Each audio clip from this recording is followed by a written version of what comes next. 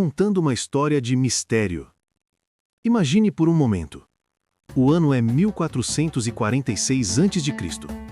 No coração do Egito Antigo, a maior superpotência do mundo conhecido, mais de 600 mil hebreus despertam numa manhã que mudaria a história da humanidade para sempre. 10 pragas apocalípticas acabaram de devastar a terra dos faraós. O Nilo se transformou em sangue.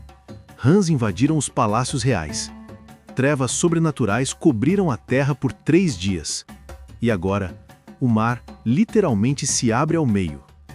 Por mais de 3.500 anos, bilhões de pessoas ao redor do mundo celebram a Páscoa lembrando deste evento. Judeus, cristãos, até mesmo muçulmanos reconhecem Moisés como um dos maiores profetas da história. Mas aqui está a pergunta que assombra arqueólogos há décadas. Será que o Êxodo realmente aconteceu? Porque se você pensa que esta é apenas uma bela história bíblica, uma metáfora espiritual ou um mito antigo, prepare-se para ter sua mente completamente transformada. Arqueólogos acabam de descobrir evidências físicas, inscrições de 3.800 anos de idade, que não apenas provam que os hebreus estavam no Egito, mas confirmam detalhes específicos da narrativa bíblica que eram considerados impossíveis de verificar. Bem-vindos ao maior mistério arqueológico da nossa era. Bem-vindos à verdade sobre o Êxodo. Posso garantir uma coisa: o Êxodo não é apenas uma das histórias mais famosas da humanidade, é também uma das mais controversas. Vamos estabelecer os fatos. Segundo o livro de Êxodo, os descendentes de Jacó, também conhecido como Israel, permaneceram 430 anos no Egito. Começaram como 70 pessoas que migraram durante uma fome devastadora. Ao longo dos séculos, se multiplicaram exponencialmente, chegando a mais de 2 milhões de pessoas. Tornaram-se tão numerosos que os egípcios começaram a temê-los como uma ameaça à segurança nacional. O faraó os escravizou, ordenou o massacre de bebês hebreus, forçou-os a construir as cidades de Ramsés e Pitom, até que Deus enviou Moisés com uma mensagem simples: deixe meu povo ir. O resto, 10 pragas sobrenaturais, a maior fuga da história, o mar se abrindo, 40 anos no deserto. Mas aqui está o problema que tem atormentado acadêmicos por gerações. Onde estão as evidências arqueológicas? Durante mais de um século, arqueólogos escavaram cada centímetro do Egito Antigo. Decifraram milhares de hieróglifos. Desenterraram palácios, templos, papiros, múmias. E por décadas, a resposta oficial da comunidade científica tem sido devastadoramente simples. Não há evidência nenhuma. Harvard diz que não aconteceu. Oxford diz que é mito. As enciclopédias afirmam categoricamente: um século de pesquisa por arqueólogos e egiptólogos não encontrou evidência que possa ser diretamente relacionada ao Êxodo. Caso encerrado, certo? Errado. Porque algo extraordinário aconteceu nos últimos anos. Algo que está forçando a comunidade acadêmica a repensar tudo o que pensava saber sobre os hebreus no Egito Antigo. No deserto do Sinai, um egiptólogo chamado Douglas Petrovich estava fazendo algo que arqueólogos fazem há décadas, estudando inscrições antigas deixadas por mineradores em rochas.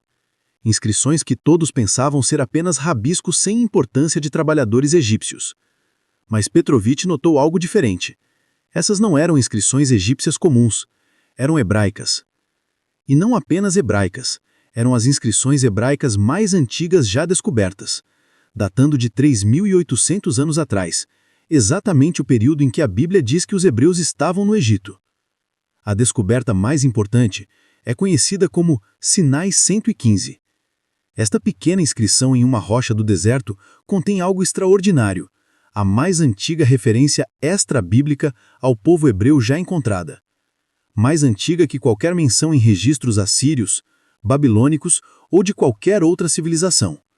Esta inscrição prova, sem sombra de dúvidas, que os hebreus não apenas existiam desse período, mas estavam exatamente onde a Bíblia disse que estavam. Mas a descoberta que realmente mudou tudo foi a inscrição Sinai 349. Esta inscrição fala sobre egípcios temendo o crescimento populacional de um povo específico. E adivinhem qual povo? Os hebreus. Agora escutem o que a Bíblia diz no livro de Êxodo, capítulo 1. O rei do Egito disse ao seu povo: Vejam, os israelitas já são mais numerosos e mais fortes do que nós. Vamos agir com astúcia contra eles para que não se multipliquem ainda mais. Uma inscrição egípcia de 3.800 anos, confirmando exatamente o que a Bíblia descreve. Os egípcios com medo do crescimento populacional hebreu. Coincidência? Impossível. Mas Petrovich descobriu algo ainda mais incrível. Ele descobriu que os hebreus no Egito criaram seu alfabeto convertendo 22 inscrições egípcias em letras hebraicas primitivas. Isso significa que os hebreus não apenas estavam no Egito, mas estavam lá tempo suficiente para desenvolver seu próprio sistema de escrita baseado na cultura egípcia. Imaginem a implicação disso. Durante séculos, céticos argumentavam que os hebreus eram um povo primitivo, nômades analfabetos incapazes de registrar sua própria história. Mas essas descobertas mostram exatamente o contrário. Os hebreus eram um povo letrado, com sua própria tradição escrita, capazes de preservar registros históricos precisos. Agora, eu sei o que alguns de vocês estão pensando. Se essas evidências são tão convincentes, por que toda a comunidade acadêmica não está celebrando essas descobertas? A resposta é complexa e revela muito sobre como a ciência realmente funciona.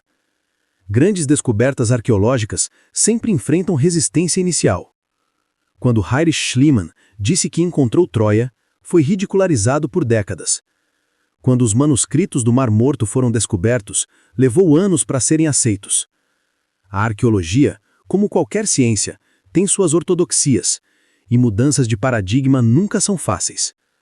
O próprio Dr. Petrovich admite que suas descobertas são controversas, porque se estiverem corretas, irão reescrever os livros de história e desafiar décadas de suposições acadêmicas sobre o povo hebreu antigo.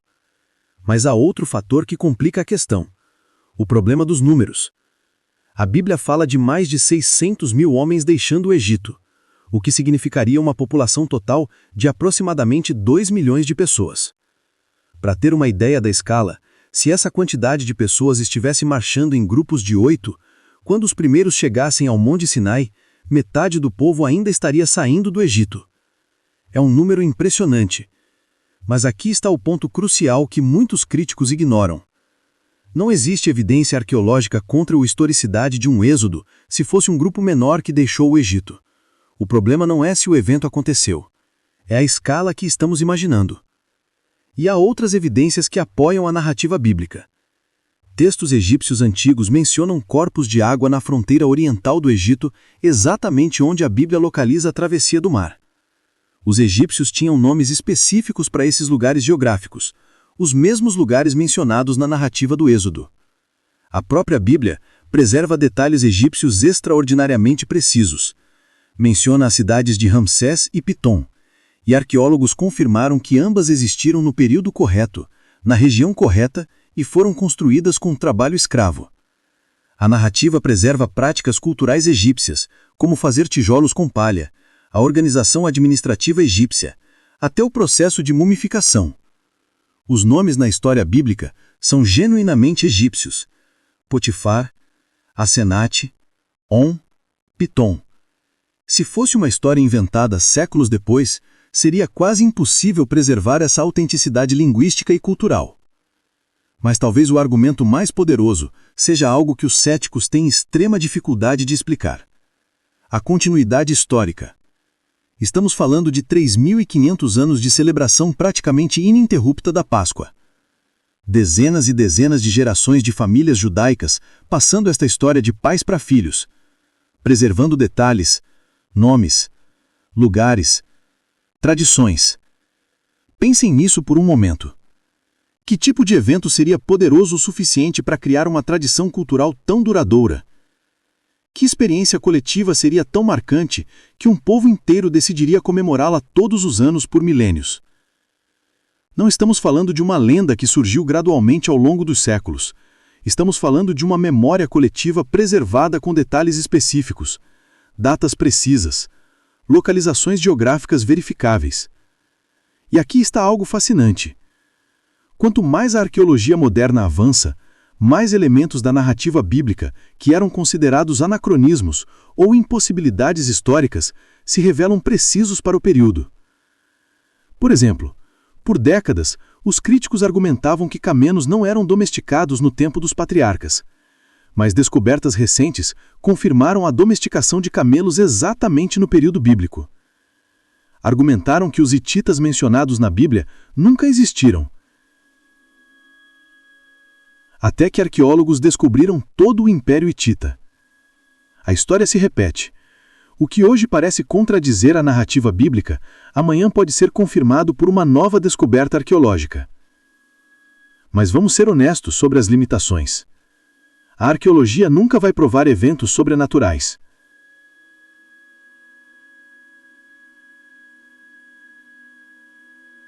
Mas vamos ser honestos sobre as limitações. A arqueologia nunca poderá provar eventos sobrenaturais. Não vamos encontrar evidência física de pragas divinas ou de mares se abrindo miraculosamente. Essas são questões de fé, não de ciência. O que a arqueologia pode fazer é verificar o contexto histórico, as pessoas envolvidas, os lugares mencionados, as práticas culturais descritas. E nessas áreas, as descobertas recentes estão criando um quadro cada vez mais favorável à historicidade do Êxodo. Então, onde isso nos deixa? Com um mistério fascinante que está longe de ser resolvido. De um lado, temos séculos de tradição, narrativas detalhadas e agora evidências arqueológicas crescentes de que os hebreus realmente estavam no Egito no período correto. Do outro lado, temos a ausência de evidência direta do evento em registros egípcios, o que pode ser explicado pelo fato de que os egípcios raramente registravam suas derrotas. O que posso dizer com certeza é isto. A ideia de que o Êxodo é apenas um mito está se tornando cada vez mais difícil de sustentar. As evidências estão se acumulando e elas contam uma história muito mais complexa e intrigante do que qualquer lado do debate esperava. A verdade, como sempre, na arqueologia, provavelmente está em algum lugar no meio. Algum evento extraordinário aconteceu. Um grupo significativo de hebreus deixou o Egito sob circunstâncias dramáticas. Esse evento foi tão marcante que se tornou a narrativa fundacional de todo um povo. Os detalhes exatos, a escala precisa, o grau de intervenção sobrenatural, essas são perguntas que cada pessoa precisa responder por si mesma, baseada não apenas na evidência arqueológica, mas também em suas próprias convicções sobre a natureza da realidade e da história. O que não podemos mais fazer é simplesmente descartar o Êxodo como mitologia antiga. As evidências não permitem mais essa conclusão simplista. E isso é apenas o começo da nossa investigação. No próximo vídeo, vamos explorar algo ainda mais fascinante: as 10 pragas do Egito.